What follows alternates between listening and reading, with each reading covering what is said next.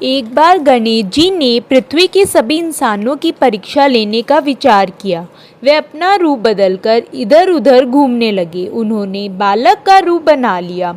उन्होंने एक चम्मच में दूध ले लिया और दूसरे हाथ में एक चुटकी चावल ले लिया और गली गली घूमने लगे और आवाज़ लगाते चल रहे थे, कोई मेरे लिए खीर बना दे, कोई मेरे लिए खीर बना दे। ये देखकर लोग उन पर हंस रहे थे। एक आदमी ने हंसते हुए उनसे पूछा, एक चम्मच दूध से खीर कौन बनाएगा? पागल हो गया ये बालक। गणेश जी ने ये सुना और हल्के से मुस्कुराए और आगे बढ़ दिए। वह लगातार एक गांव से दूसरे गांव में घूमते रहे। कोई मेरी खीर बना दे, कोई मेरी खीर बना दे, पर कोई उनकी खीर बनाने को तैयार नहीं था। सुबह से शाम हो गई। गणेश जी लगातार गली गली घूमते रहे। तभी एक बुढ़िया शाम को अपनी झोपड़ी के बाहर बैठी थी। गणेश जी ने बुढ़िया से कहा, कोई मेरी खीर बना दे। बुढ़िया बहुत गरीब थी पर दयालु थी। बुढ़िया को गणेश जी पर दया आ गई। गणेश जी बोले, माई मेरे लिए खीर बना दो। बुढ़िया माई बोली, बेटा तुम यहाँ बैठ जाओ, मैं तुम्हारे लिए खीर बना देती हूँ। गणेश जी बोले, माई खीर बनाने के लिए कोई बर्तन तो ले आओ।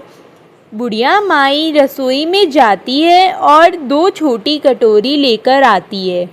गणेश जी बोले, बुढ़िया माई रसोई का सबसे बड़ा बर्तन लेकर आओ। बुढ़िया माई रसोई में जाती है और बड़ा पतीला लेकर आती है। गणेश जी ने चम्मच से दूध पतीले में उड़ेलना शुरू किया तो बुढ़िया माई ने देखा पतीला दूध से भर गया। बुढ़िया माई रसोई में जाती है और दूसरा पतीला लेकर आती है। गणेश जी ने एक एक करके सारे पतीले दूध और चावल से भर दिए। बुढ़िया माई के आश्चर्य का ठिकाना ही नहीं रहा। गणेश जी बोले, माई मैं स्नान करके आता हूँ, आप खीर बना दीजिए। मैं स्नान करके आऊँगा तब मैं खीर खाऊँगा। बुढ़िया बोली, मैं इतनी खीर का क्या करूँगी? तब गणेश जी बोले, आप एक काम करो, आप पूरे गांव को दावत दे दो। बुढ़िया माई को गणेश जी की बात पसंद आई। बुढ़िया माई ने कहा, ठीक है बेटा। बुढ़िया माई बहुत ही प्यार से खीर बनाने लगी। जैसे जैसे खीर बनती गई, खीर की खुशबू पूरे गांव में फैल गई। बुढ़िया माई घर घर जाकर सभी को खीर खाने का न्योता देने लगी। बुढ़िया माई एक घर से दूसरे घर गई और सभी को खीर खाने का न्योता देने लगी।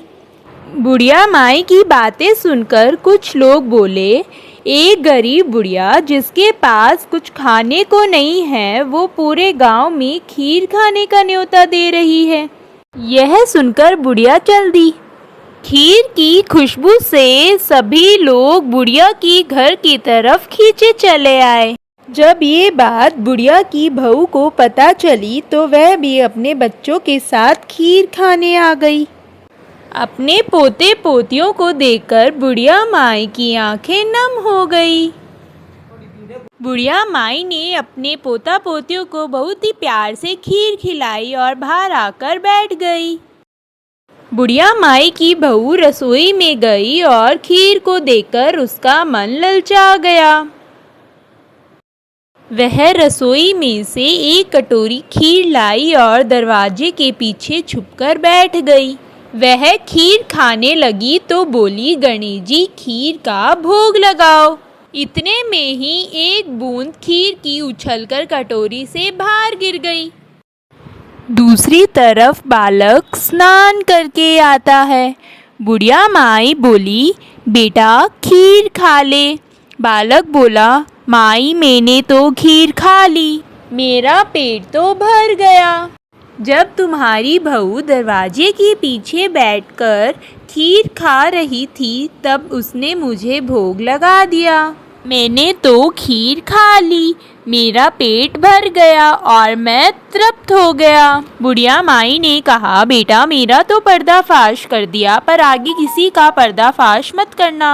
पर ये बताओ मैं इतनी खीर का क्या करूं? गणेश जी बोले, जब सारा गांव खीर खा ले तो बची हुई खीर रात को चारों कोनों में रख देना। यह कहकर गणेश जी अंतर ध्यान हो गए। जब सारा गांव खीर खाकर चला गया, बची हुई खीर बुढ़िया माई ने घर के चारों कोनों में रख दी। जैसे जैसे रात हुई बुढ़िया माई सो गई। सुबह जब बुढ़िया माई की आंखें खुली तब उसने देखा सारे बर्तन हीरे जवाहरात से भरे हुए हैं। यह देखकर बुढ़िया की खुशी का ठिकाना नहीं रहा। बुढ़िया माई बोली, हे गणेश जी महाराज, जैसे मुझे दिया वैसे सभी कहानी सुनने वाले भक्तों को हीरे जवाहरात देना। जय गणेश जी महाराज।